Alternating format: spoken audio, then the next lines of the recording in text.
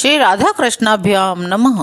भगवान श्री कृष्ण की कथाओं का आश्रय लेने वाले भक्तजनों, मैं संध्या रानी महात्मा वेद व्यास जी एवं गुरुजनों की आज्ञा से श्रीमद् भागवत महापुराण के एकादश स्कंद के 28वें अध्याय को प्रारंभ करती हूँ। अध्याय 28 परमार्थ निरूपण। भगवान श्री कृष्ण कहते हैं, उद्धव जी, यद्यपि व्यवहार में पुरुष और प्रकृति, दृष्टा और दृश्य के भेद से दो प्रकार का जगत जान पड़ता है, तथापि परमार्थ दृष्टि से देखने पर यह सब एक अधिष्ठान स्वरूप ही है।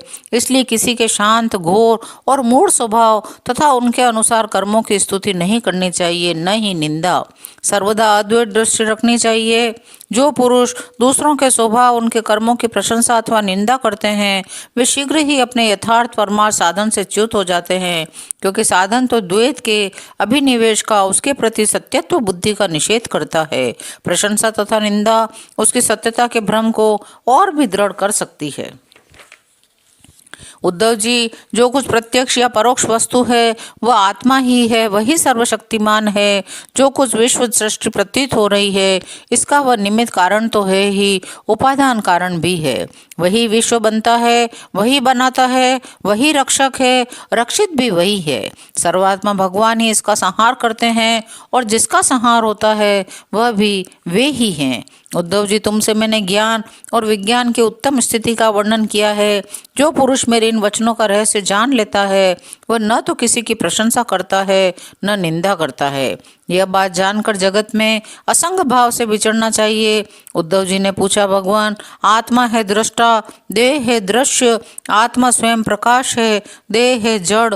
ऐसी स्थिति में जन्म मृत्यु रूपी संसार न शरीर को हो सकता है, न आत्मा को, परंतु इसका होना भी उपलब्ध होता है। तब यह कैसे होता है?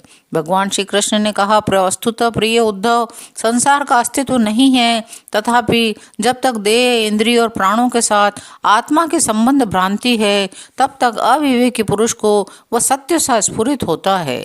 जैसे स्वप्न में अनेकों विपत्तियां आती है, पर वास्तव में वे हैं नहीं, फिर भी स्वप्न टूटने तक उनका अस्तित्व नहीं मिटता, वैसे ही संसार के न होने पर भी जो उसमें प्रतीत होने वाले विषयों का चिंतन करते रहते हैं, उनके जन्म मृत्यु रूपी संसार की निवृत्ति नहीं होती। उद्धव जी, अहंकार ही शोक, हर्ष, भय, क्रोध, लोभ, मोह, स्पृहा और जन्म मृत्यु का शिकार बनता है। आत्मा से तो इनका कोई संबंध है ही नहीं। उद्धव जी, देह, इंद्रिय, प्राण और मन में स्थित आत्मा ही जब उनका अभिमान कर बैठता है, उन्हें अपना स्वरूप मान लेता है, तब उसका नाम जीव हो जाता है। उस सूक्ष्माति सूक्ष्म आत्मा की मूर्ति है गुण और कर्मों का बना हुआ लिंग शरीर। उसे ही कहीं सूत्रात्मा कहा जाता है, कहीं महतत्व। वास्तव में मन, वाणी, प्राण और शरीर अहंकार के ही कार्य हैं। यह है तो निर्मूल, परंतु देवता, मनुष्य आदि अनेक रूपों में इसी की प्रतीति होती है। आत्मा और अनात्मा के स्वरूप को पृथक पृथक भली भांति समझ लेना ही ज्ञान है, क्योंकि विवेक होते ही द्वैत का अस्तित्व मिट जाता है। उसका साधन है तपस्या के द्वारा हृदय को शुद्ध करके वेद आदि शास्त्रों का श्रवण करना।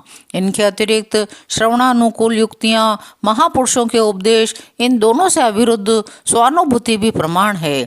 सबका सार यही निकलता है, इस संसार के आदि में जो था, अंत में जो रहेगा, जो इसका मूल कारण और प्रकाशक है, वही अद्वितीय उपाधि शून्य परमात्मा बीच में भी है। उसके अतिरिक्त और कोई वस्तु नहीं है। यह जो विकारमयी राजा सृष्टि है, यह न होने पर भी दिख रही है, यह स्वयं प्रकाश ब्रह्म ही है। इसलिए इंद्रिय, विषय, मन, पंचभूतादि जितने चित्र विचित्र नाम रूप हैं, उनके रूप में ब्रह्म ही प्रतीत हो रहा है। ब्रह्म विचार के साधन हैं श्रवण, मनन, निंद्यासन और स्वानुभूति। उनमें सहायक है आत्मज्ञानी गुरुदेव। इनके द्वारा विचार करके स्पष्ट रूप से देहादि अनात्म पदार्थों का निषेध कर देना चाहिए। निषेध करने की प्रक्रिया यह है कि पृथ्वी का विकार होने के कारण शरीर आत्मा नहीं है, इंद्रिय उनके अधिष्ठाता देवता, प्राण, वायु, जल, अग्नि एवं मन भी आत्मा नहीं है, क्योंकि इनका धारण पोषण शरीर के समान ही अन्न के द्वारा होता है। बुद्धि, चित्त, अहंकार, आकाश, पृथ्वी, शब्द आदि विषय और गुणों के साम्य अवस्था, प्रकृति भी आत्मा नहीं है, क्योंकि ये सब के सब दृश्य एवं जड़ हैं। उद्धव जी, जिसे मेरे स्वरूप का भली भांति ज्ञान हो गया है, उसकी वृत्तियां और इंद्रियां यदि समाहित रहती है तो उसे उनसे लाभ क्या है? यदि वे विक्षिप्त रहती हैं तो उनसे हानि क्या है? क्योंकि अंतःकरण और बाह्यकरण सभी गुणमय हैं, आत्मा से इनका कोई संबंध नहीं है। भला आकाश में बादलों के छा जाने अथवा तितर बितर हो जाने से सूर्य का क्या बनता बिगड़ता है? उद्धव जी, ऐसा होने पर भी तब तक इन माया निर्मित गुणों और उनके कार्यों का संग सर्वथा त्याग कर देना चाहिए। जब तक मेरे सुदृढ़ भक्ति योग के द्वारा मन का रजोगुण रूप मल एकदम निकल न जाए, उद्धव जी, जैसे भली भांति चिकित्सा न करने पर रोग का समूल नाश नहीं होता, वो बार बार उभर कर मनुष्य को सताया करता है, वैसे ही जिस मन की वासनाएं और कर्मों के संसार मिट नहीं गए हैं, जो स्त्री पुत्र आदि में आसक्त है, वह बार बार अधूरे योगी को बेधता रहता है, कई बार उसे योग भ्रष्ट भी कर देता है। उद्धव जी, जीव संस्कार आदि से प्रेरित होकर जन्म से लेकर मृत्यु पर्यंत कर्म में ही लगा रहता है, उसमें इष्ट अनिष्ट बुद्धि करके हर्ष विषाद आदि विकारों को प्राप्त होता रहता है। परंतु जो तत्व का साक्षात्कार कर लेते हैं, वह प्रकृति में स्थित रहने पर भी, संस्कारानुसार कर्म होते रहने पर भी उनमें इष्ट अनिष्ट बुद्धि करके हर्ष विषाद आदि विकारों से युक्त नहीं होता, क्योंकि आनंद स्वरूप आत्मा के साक्षात्कार से उसके संसार संबंधी सभी आशा तृष्णाएं पहले ही नष्ट हो चुकी होती हैं। यदि ज्ञानी पुरुष की दृष्टि में इंद्रियों के विविध बाह्य विषय जो कि असत हैं आते भी हैं, तो वह उन्हें अपने आत्मा से भिन्न नहीं मानता, क्योंकि वे युक्तियों, प्रमाणों और स्वानुभूति से सिद्ध नहीं होते। उद्धव जी, इसका अर्थ यह नहीं है कि अज्ञानी ने आत्मा का त्याग कर दिया है, ज्ञानी उसको ग्रहण करता है। इसका तात्पर्य केवल इतना ही है कि अनेकों प्रकार के गुण और कर्मों से युक्त देह, इंद्रिय आदि पदार्थ पहले अज्ञान के कारण आत्मा से अभिन्न मान लिए गए थे, उनका विवेक नहीं था। जब आत्मदृष्टि होती है तो अज्ञान और उसके कार्यों की निवृत्ति हो जाती है, इसलिए अज्ञान की निवृत्ति ही अभिष्ट है। निवृत्तियों के द्वारा न तो आत्मा का ग्रहण हो सकता है, न त्याग। जैसे सूर्य उदय होकर मनुष्यों के नेत्रों के सामने से अंधकार का पर्दा हटा देते हैं, किसी नई वस्तु का निर्माण नहीं करते, वैसे ही मेरे स्वरूप का दृढ़ अप्रोक्ष ज्ञान पुरुष के बुद्धिगत अज्ञान का आवरण नष्ट कर देते हैं। वह इदम रूप से किसी वस्तु का अनुभव नहीं कराता। उद्धव जी, अद्वितीय आत्म तत्व में अर्थहीन नामों के द्वारा विविधता मान लेना ही मन का भ्रम है, अज्ञान है। सचमुच ये बहुत बड़ा मोह है, क्योंकि अपने आत्मा के अतिरिक्त उस भ्रम का भी और कोई अधिष्ठान नहीं है। बहुत से पंडिताभिमानी लोग ऐसा कहते हैं, ये 5 भौतिक द्वैत विभिन्न नामों और रूपों के रूप में इंद्रियों के द्वारा ग्रहण किया जाता है, इसलिए सत्य है, परंतु यह तो अर्थहीन वाणी का आडंबर मात्र है, क्योंकि तत्वतः तो इंद्रियों की पृथक सत्ता ही सिद्ध नहीं होती, फिर वे किसी को प्रमाणित कैसे करेंगी?